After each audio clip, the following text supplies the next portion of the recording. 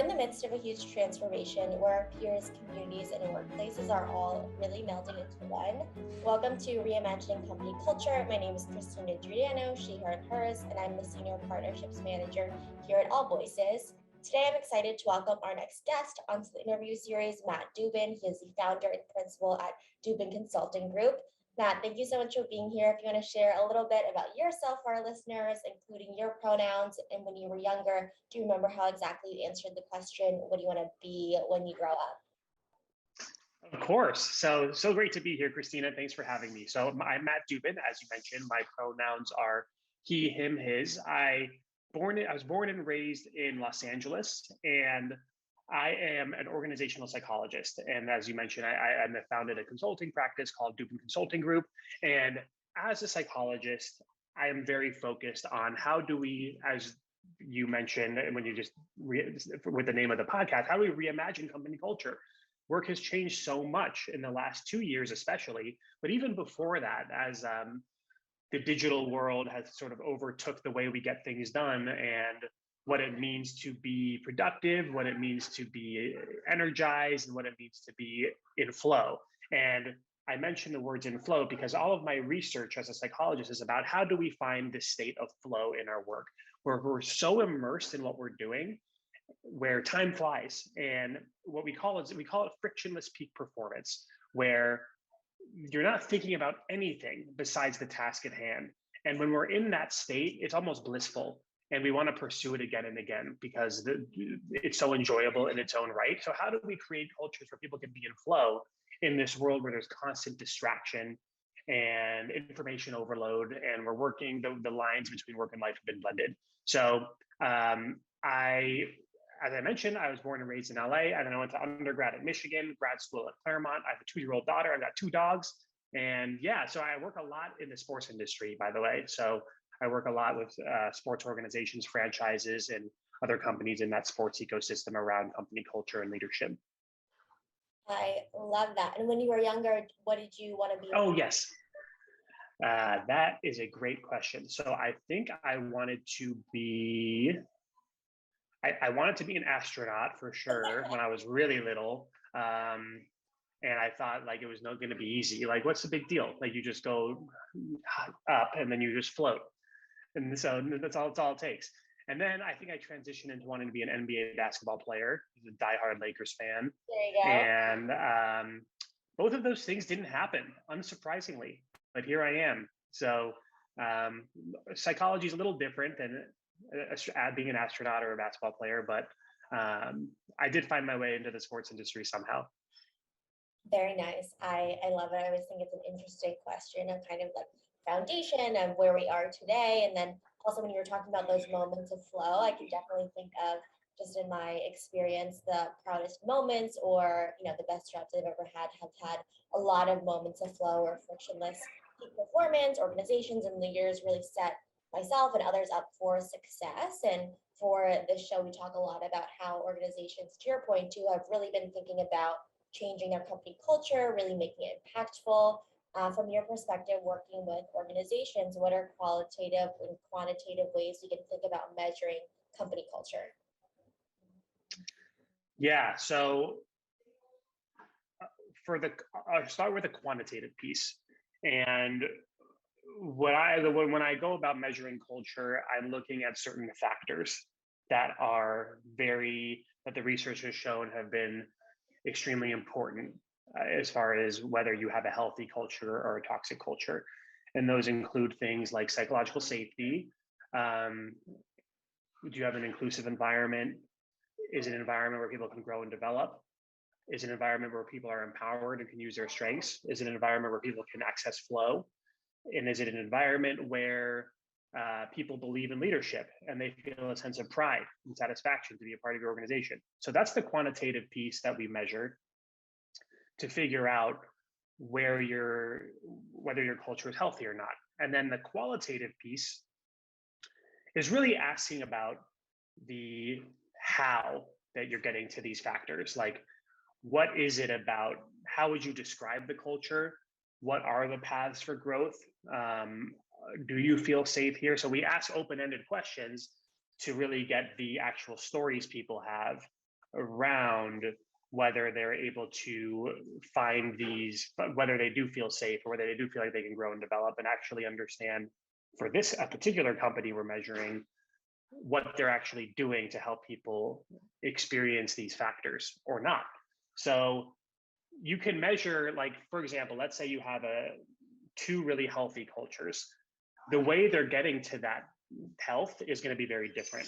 So I want to know, what is it about that particular culture that is helping people find that flow or safety, or the other way around, like what toxicity is happening that creates the lack thereof of those factors. So that's how we go about it. Yeah, I think asking those open-ended questions, being curious, and also consistently keeping a pulse on what's happening is really important. You mentioned psychological safety, and I think that's something that we definitely prioritize and think that is so important in a workplace. From your perspective, what are some key pillars of a sustainable strategy to set up your specifically remote workplace to have that psychological safety? So how do we set up a remote workplace, especially? Mhm. Yeah. So what people have lost over the last 2 years, a lot of the time, is a sense of connection. And in our workplaces, even though working from home is very, very, very convenient and there's so much good about it, the lack of connection can create a lack of safety, because when we don't feel connected with our manager or with our colleagues or our peers, um, and we haven't, and therefore without the connection, it's hard to develop a sense of trust with one another. And trust is the pillar that, or the glue that holds an environment together, and where people can feel a sense of psychological safety. So if we look at safety as, for example, you can bring your whole self without fear of negative consequences. If you don't feel that you have a relationship or a connection with the people you work with where you know you can make a mistake and you won't be punished for it, or you can grow from it, without under feeling like you have a sense of connection with people you work with, then that's going to be very, very difficult. And so, like, a lot of people have started jobs and they've never even met their coworkers in person. So if we're remote, we have to try so much harder to create that sense of connection, whether it is setting up weekly one-on-ones with your people and being very intentional about what you're talking about. Because I think it's one of the problems with one-on-ones in general is that people have good intentions and they'll set up a one-on-one with their people, and they enter the meeting and it ends up just becoming like an update meeting. Like, this is what I'm working on, this is what I'm doing.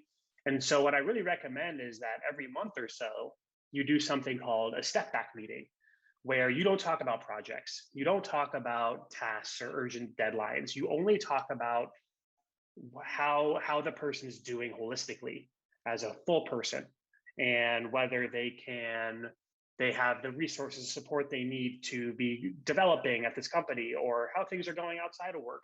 So you have structure in place to connect with someone in a more holistic way. When we're in person, those moments of connection, those like micro interactions where you ask someone a question, and or you just pass them in the hall, or something comes up, or you hear people talking about a TV show and you jump in, that's all gone. So remote, you have to be so structured around creating connection. It can almost feel contrived at first and unnatural, but that's what we've got. And that's what we have to do in order to replace, as well as we can, the connection that comes more naturally in person. So that's what people, I think leaders need to be much more mindful about, is that connection is not just going to naturally happen like it used to when you were in the office. And we need to be much more intentional about creating it remotely to create psychologically safe cultures. Yeah, I think there's a ton of research out there that shows that when you feel connected to the work that you're doing, your team, the people that you're working with on a day-to-day basis, you're more likely to have a better work product and also be happier, stay at the organization longer. So it's better for everyone, and everyone has a better employee experience too. And I really like the idea of taking those kind of step back one-on-ones too and making them really impactful. A lot of times, especially in the beginning when a lot of folks were moving to remote work and they weren't as familiar with it, they had questions around employee engagement. How do we know if employees are kind of satisfied? How do we know how our team is doing? How should we be redefining employee engagement and happiness in a quote unquote work from anywhere world? Yeah, that's such a good question. I don't have all the answers, obviously, but I will. This is what so far what I found Yeah. is engagement used to be when we were in office. It was sort of more of a one size fits all. If everybody's in the same place at the same time, and we people what makes someone engaged in their work was a little more uniform across people because we all shared space and time together. Now we don't share space and time.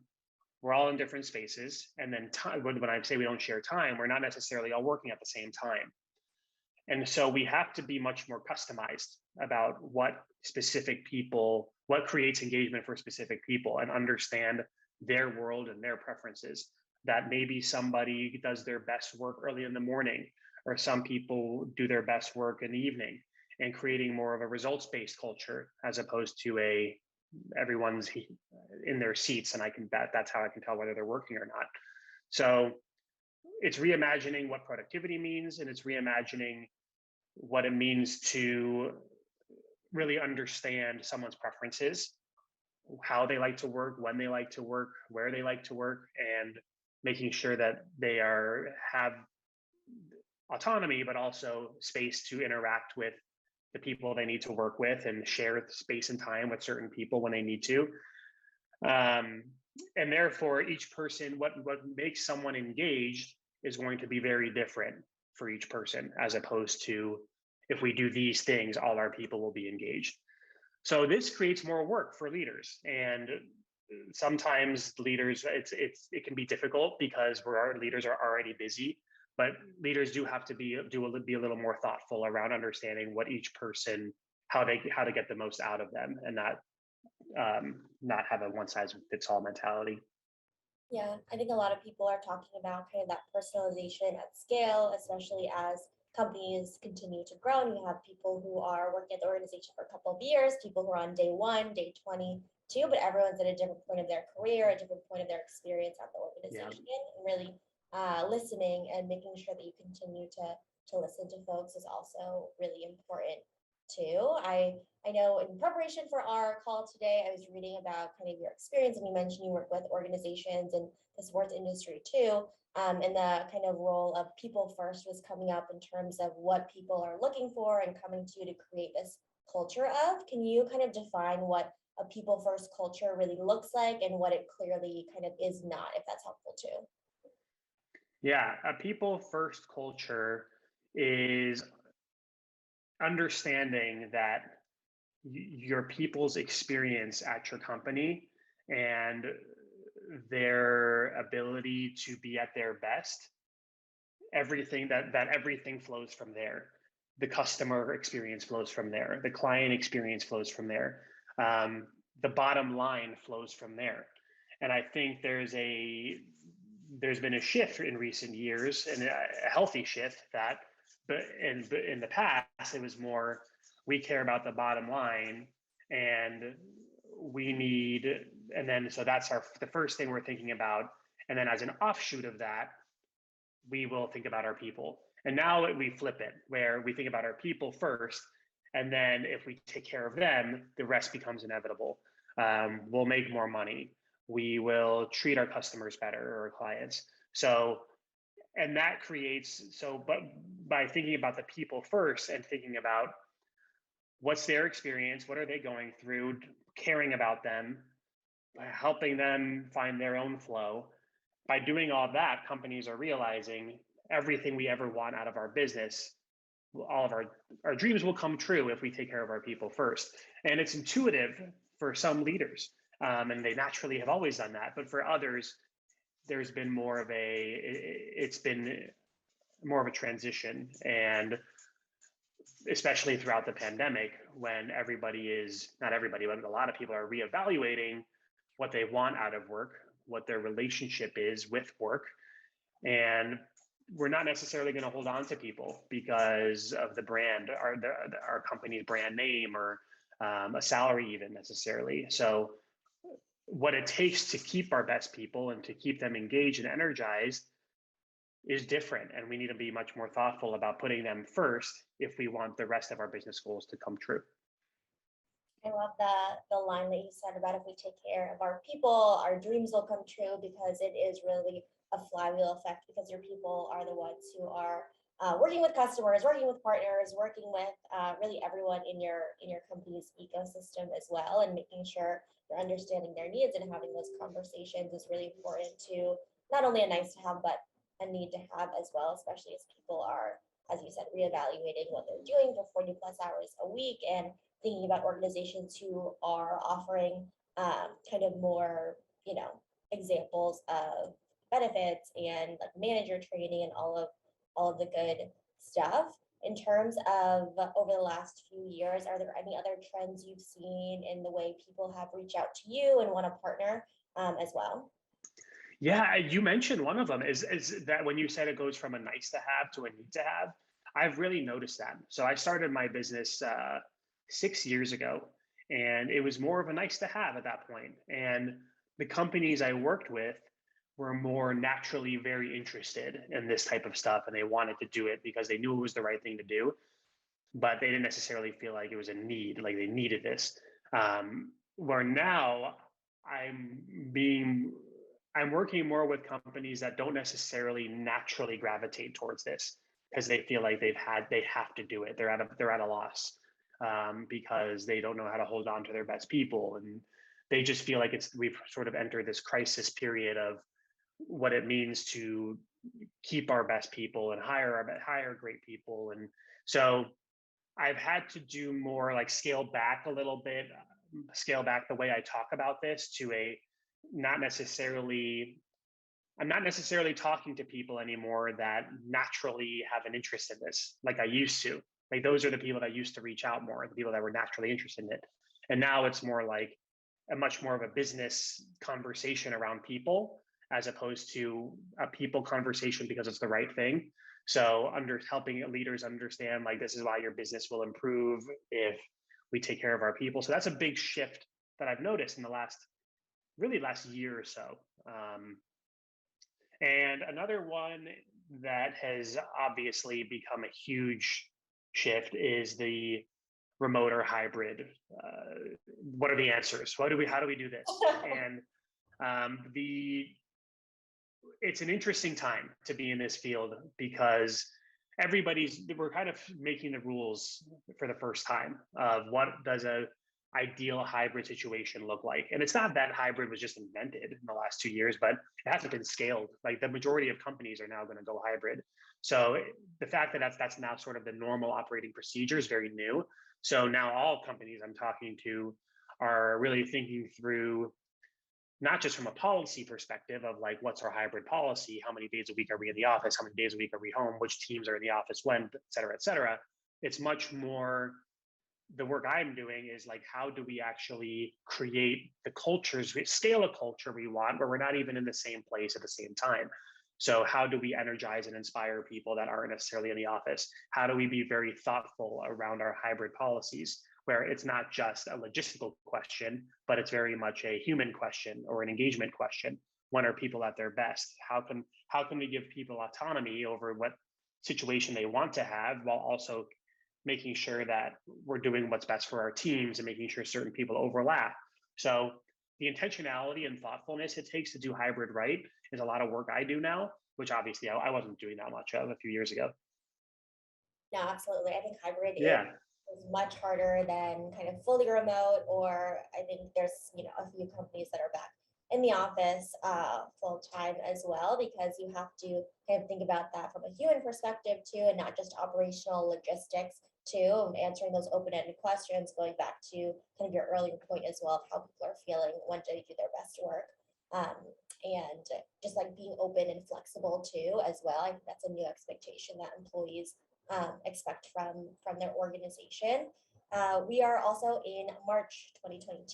Can't believe it. And this year, it's International Women's Day, and the campaign theme is Break the Bias, and it's also Women's History Month, celebrating women identified folks 365 days a year. But definitely want to ask, how are you thinking about breaking kind of the bias in your work, and how can we all work towards a future with more gender equity from what you've seen? Yeah, I mean, it's another great question. So the beginning of the bias conversation always has to be, in my opinion, that we all have it. We have to start with that truth because our brains are naturally wired to take information or certain bits of information and to make assumptions or conclusions based on it when we don't have all the information. Therefore, especially when we're dealing with other people, that's going to create bias. And we have to start from a place where it's something that naturally our brains are wired to have, and therefore not to make anybody feel like that having it at all is something that they should necessarily be ashamed of. That's not the point.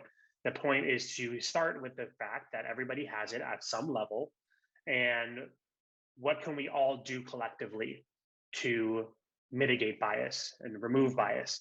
So that's where in my conversations with people, and when I do some work around this, it really needs to start from a place of not making people automatically become defensive, that we're all doing this together.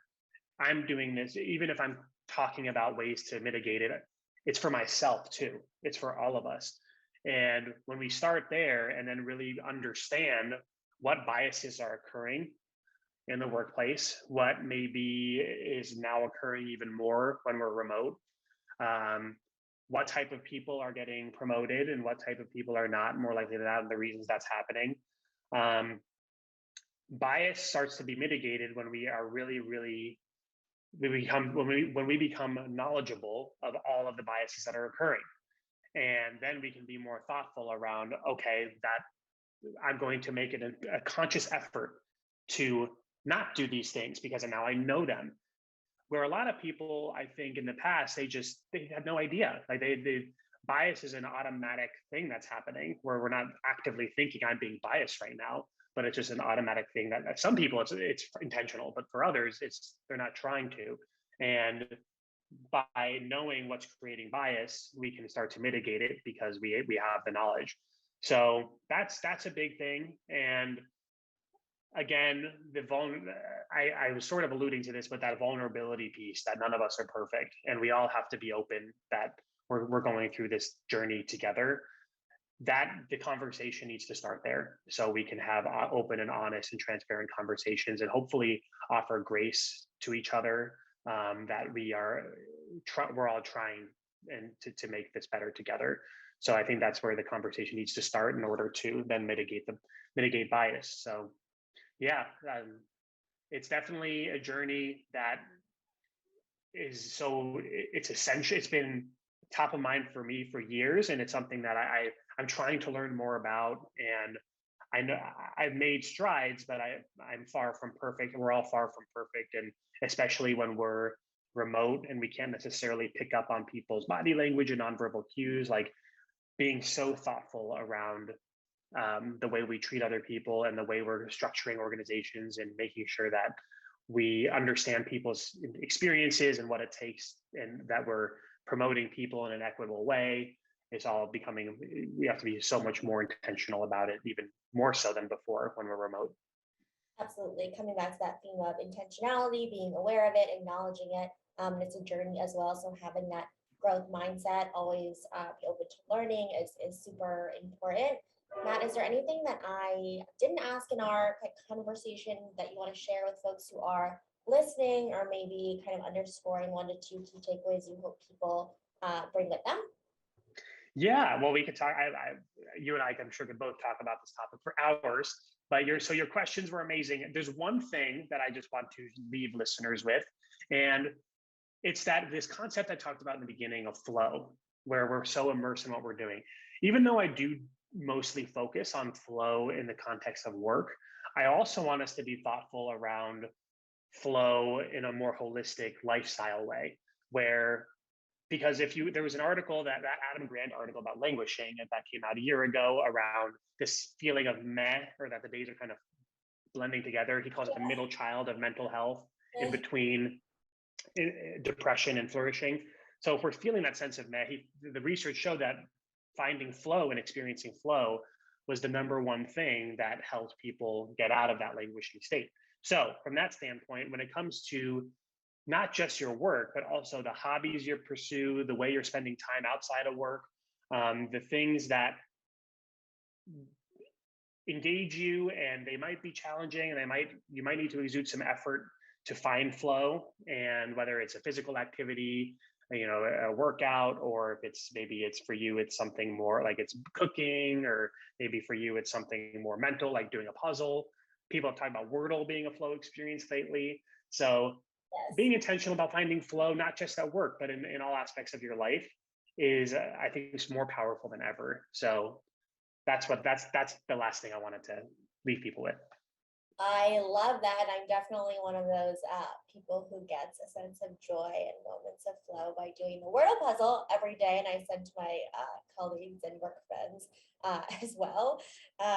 Matt, thank you so much for being on Reimagining Company Culture this afternoon, talking about intentionality, what a people first strategy looks like in practice, how to create that psychological safety and continue to cultivate that at work. I really enjoyed our conversation today. Thank you so much, Christina. I loved our conversation, and I hope all the listeners were able to get a few things out of it. And I wish all of you a life of flow. And I'm happy to talk if anybody wants to reach out to talk more about flow or culture anytime. Hopefully, you can find me on LinkedIn, and we can continue the conversation.